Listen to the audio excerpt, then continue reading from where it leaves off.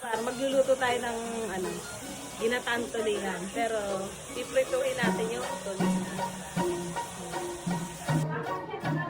Piprituhin ko muna to bago ko ng gata.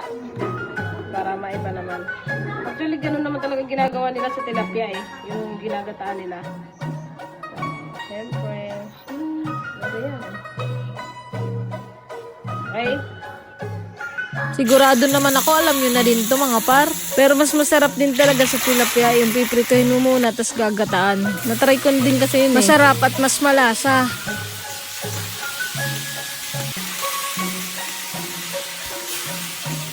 Mga par, pakaprito nyo nito, isiset aside nyo na. Kapag naluto na lahat, ilagay nyo na sa paglulutuan nyo. Nilagyan ko na din ng kaunting bawang at sibuyas. At syempre, di mawawala yung sili mga par. Ito nga pala yung naisip namin ilagay na gulay.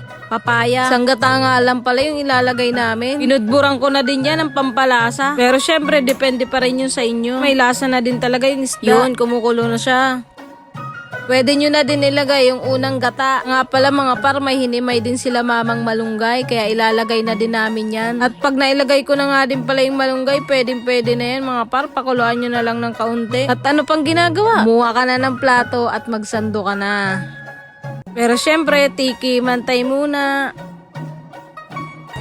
Okay, syempre. At ayun na nga mga par, naibsa na ng sabaw. Ito na nga yung sinasabing kinulang sa gata. Pero masarap yan mga par.